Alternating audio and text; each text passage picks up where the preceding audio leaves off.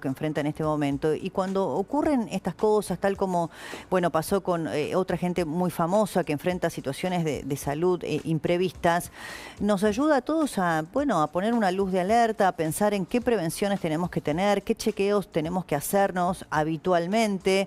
Si bien acá hay una situación, si se quiere, un poquito más extraordinaria, que es que él estaba en el medio de una excursión en donde iba a escalar, donde iba en altura, donde iba el Lanín. Entonces uno ahí puede decir, bueno, no siento tanta identificación, pero este mismo episodio quizá pudo haber ocurrido en otras circunstancias o exigencia física. Hoy escuchaba también a una persona desde allá que contaba que todavía, bueno, no había terminado el ascenso. De modo que, bueno, ahí están viendo ustedes en pantalla a Santiago Sartori, que es médico clínico. Todos nos preguntamos, tiene 56 años, Christian Petersen, es una persona joven, de modo que todos pensamos, bueno, a los 50, a los 40, como una persona que está haciendo, bueno, algo de esfuerzo, ¿no? Porque estaba en altura, es algo de esfuerzo, puede terminar en 48 horas en una terapia intensiva con un cuadro, por lo menos el último parte, falla multiorgánica. Hay, bueno, mucho hermetismo por parte de la familia respecto de preservar o resguardar, pero lo que sí se sabe de las autoridades médicas es que es muy delicado, el estado de salud muy delicado. Entonces uno se pregunta, ¿alguien a los 50 o a los 40 va a hacer una excursión o va a exigir su cuerpo por una actividad, bueno, deportiva, y termina en una terapia intensiva en con un cuadro tan grave? Doctor, ¿por qué ocurre esto? ¿Hay prevención para hacer? ¿Cómo le va? Gracias por venir. Buenas tardes, Débora. Bueno, en principio, a partir de los 40 años, si uno va a subir a la altura, no es por motivación, sino también tiene que tener las condiciones físicas, orgánicas, como para poder hacerlo. Llámese cardíacas y respiratorias, fundamentalmente. Si tiene antecedentes de alguna enfermedad cardíaca o respiratoria, debe tener un chequeo clínico previo antes de ascender a más de 2000 metros de altura, que es cuando empieza a bajar el oxígeno en sangre, o sea, baja la presión de oxígeno a esa altura, con lo cual el organismo lo compensa aumentando la frecuencia cardíaca y la frecuencia respiratoria a corto plazo y aumentando la síntesis de glóbulos rojos a largo plazo. Ahora, doctor, le hago una pregunta. Vamos a suponer que, porque no es solamente la altura, uno puede estar, bueno, yendo a una competencia deportiva, una final de algún torneo entre club, alguna persona que juega en un club de tenis, lo que sea, algo que implica una exigencia mayor. Todo se comporta como un estrés físico. Pero si yo tengo un chequeo, sí, un chequeo más o menos normal, el que hacemos todos una vez al año después de los 40, sí, ¿igual me puede pasar algo así? No, si el chequeo normal, en este caso, tiene que incluir el estrés físico, ¿sí? Porque un chequeo normal puede ser un laboratorio y un electro. Sí, eso no sirve, no porque alcanza. El electro es en reposo. Lo que hay que hacer es, primero, una historia clínica para ver si no tiene antecedentes cardiológicos, respiratorios. Hay que incluir también hábitos de la persona. Y luego de hacer la historia clínica, se pide un laboratorio de sangre con el funcionamiento de todos los órganos, que esté todo correcto. Y pasado a eso, el chequeo cardiovascular, que incluye una prueba ergométrica de 12 derivaciones, que es el electrocardiograma de reposo-esfuerzo, ¿sí? Con saturometría de pulso. Ver en el ejercicio, o sea, cuando la persona se taquicardiza, que llámese el ejercicio estrés físico, o sea, ejercicio al correr un maratón, ejercicio al subir la montaña. Ese es el famoso, perdón, doctor, el electro de esfuerzo, o sea, cuando uno va y lo ponen o en una bici o en una cinta. O en una cinta. Y te colocan los electrodos y un saturómetro, creo que es. Y un saturómetro. Entonces lo que se mide... Y no sé si te toman la presión. Y te toman la presión. ¿Qué es lo que se mide? El ritmo cardíaco en reposo, si se adapta el ritmo cardíaco al esfuerzo, a qué esfuerzo se adapta, porque a uno le van poniendo pesos diferentes y hasta qué punto uno puede llegar a hacer ejercicio, y en paralelo a eso, en el máximo esfuerzo se mide la saturación de oxígeno que no caiga y la presión arterial que no suba. Si todo eso es suficiente, la persona está capacitada para hacer cualquier tipo de actividad de estrés físico. Llámese escalar, llámese maratón, llámese cualquier tipo que incluya el estrés cardiovascular. Evidentemente, bueno, en esta persona no... Alguna de estas... no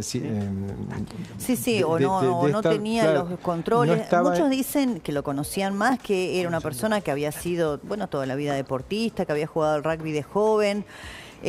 Aparentemente lo que ocurre cuando empieza a subir en la caminata es que usted me decía que entra en un cuadro de excitación psicomotriz. ¿Esto por qué puede darse? Porque uno dice, ¿qué es lo que puede hacer que una persona empiece a tener esa conducta errática, a no poder coordinar, a no poder hablar correctamente? Sí, él ya a 2.000 metros de altura, el Lanín tiene 4.000 metros, a 2.000 metros de altura comienza a tener conductas inapropiadas. ¿Qué son conductas inapropiadas?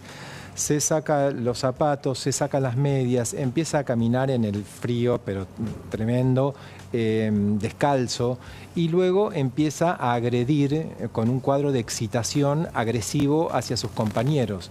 Sus compañeros dicen que, el guía o el que llevaba adelante la excursión era muy experimentado. Claro, el guía llama al guardaparque, el guardaparque hace que lo trasladen, pero previo al traslado hay que sedarlo por el cuadro de excitación psicomotriz que tenía. Eso que implica deuda de oxígeno, o sea que su fisiología no compensó el oxígeno en la altura.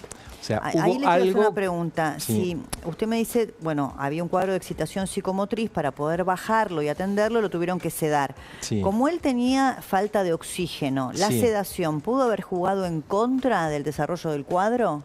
No, porque en sí, o sea, al paciente se lo seda, pero previamente uno se garantiza que la respiración y la parte cardiovascular estén compensadas. Tiene que ponerse una vía, si el corazón tiene bajos latidos, se le pone una medicación para aumentar los latidos y se le pone una máscara de oxígeno para aumentar la saturación de oxígeno. Después de que se lo compensa al paciente, se lo seda. No se lo seda sin antes tener los signos vitales estabilizados. Igual no sabemos, eso es el protocolo. Eso es no lo que el protocolo lo dice. pasó. No sabemos qué pasó, Claro. porque a veces en la emergencia uno actúa de la manera que puede y con los elementos que tiene. Y más en la altura y en una situación semejante.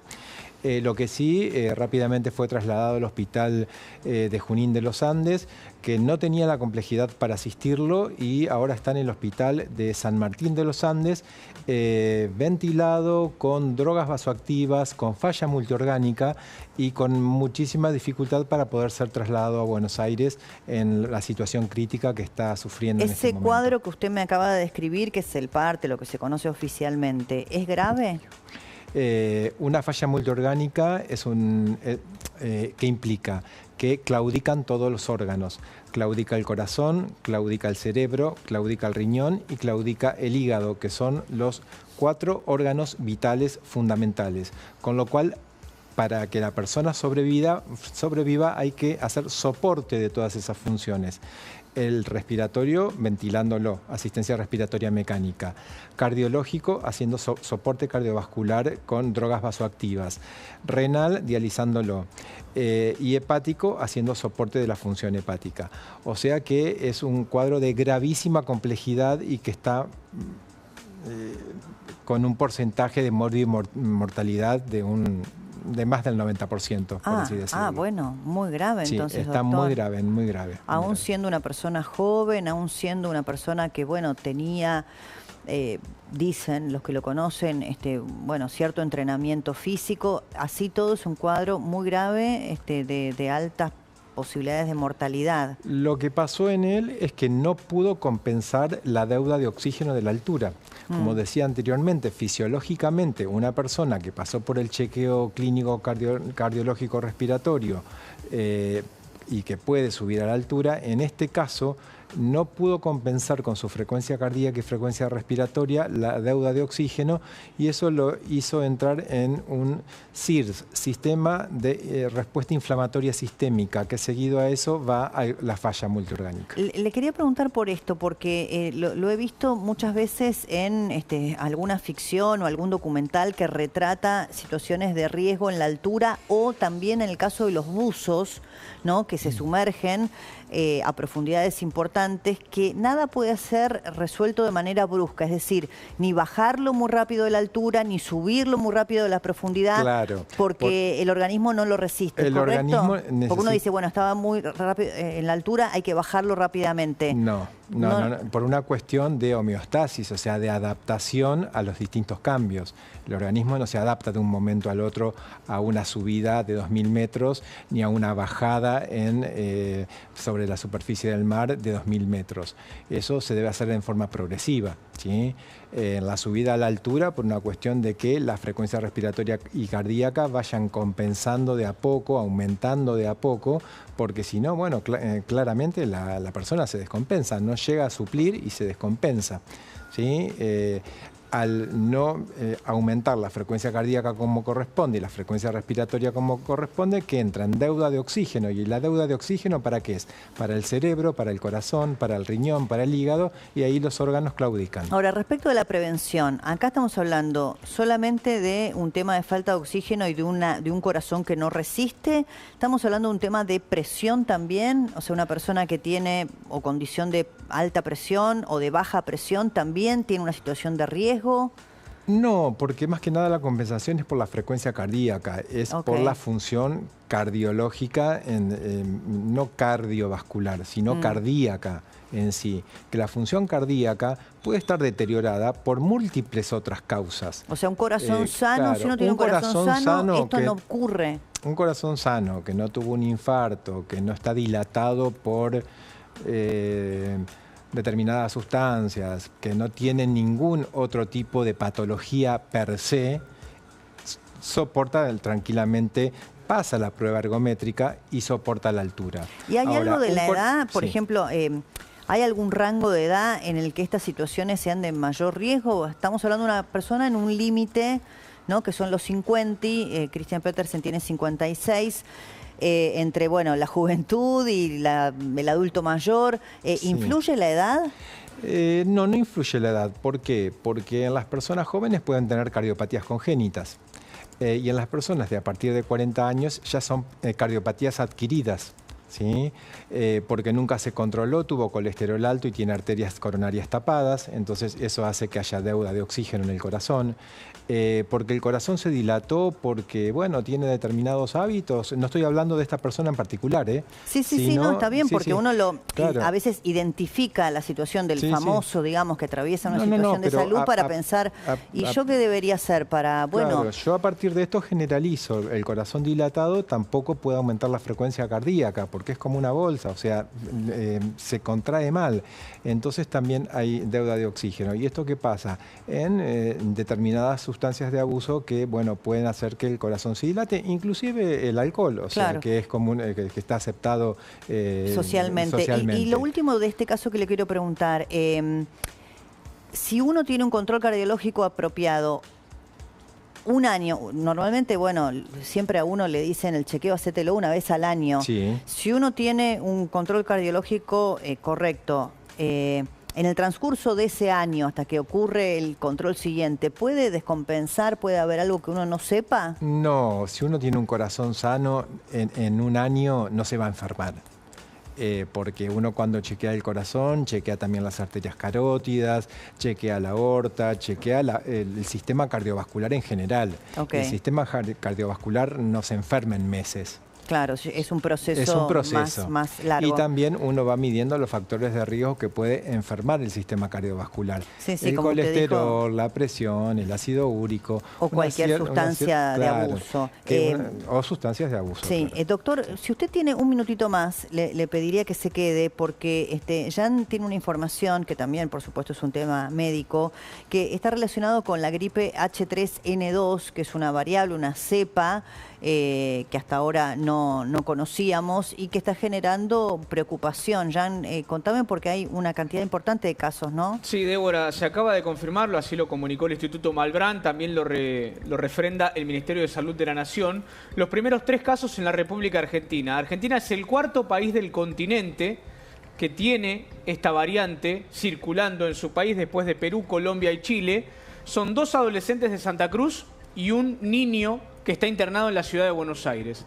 Lo que informan en ese comunicado que ven ustedes ahí del Ministerio de Salud es que están transitando la enfermedad sin mayores sobresaltos. Ok.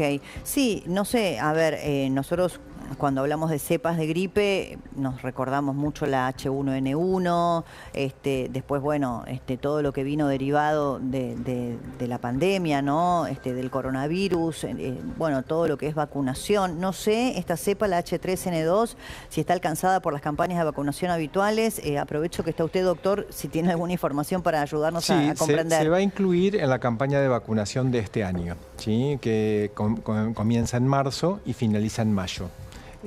Siempre la gripe, o sea, se va estudiando la cepa que puede llegar a venir y ahí se incorpora. Claro, nosotros habitualmente, bueno, yo soy de los que eligen vacunarse contra la gripe todos los años y a veces te dicen que está la tetravalente, viste que hay distintas alternativas. Sé que nosotros también miramos lo que pasa en el hemisferio norte, ¿no? Sí. Respecto de la contratemporada para ver cuáles son las cepas contra las cuales nos tenemos que vacunar. Bueno, ¿Esta, la H3N2, es nueva? En este caso, por epidemiología y por la dispersión que se está generando en el mundo, se va a incluir para la vacunación antigripal de este año. También se pudo ver que no pasó a ser una gripe de alta complejidad, o sea, en los casos que se reportaron son cuadros gripales habituales, fiebre sin complicaciones, sin neumonías virales, sin neumonías que requieran respiración artificial, en principio. En principio. ¿Sí? Bueno, doctor, muchísimas gracias. Santiago Sartori, que es médico clínico, gracias por haber venido, muy amable. No, gracias por invitarme. No, por favor. Bueno, me voy a ir con lo de echar, ¿a dónde? Y al lugar donde la gente es feliz mientras no le hagan un paro a los controladores o no le cancelen los vuelos a algunas compañías que dejan bastante que desear. Lola Char en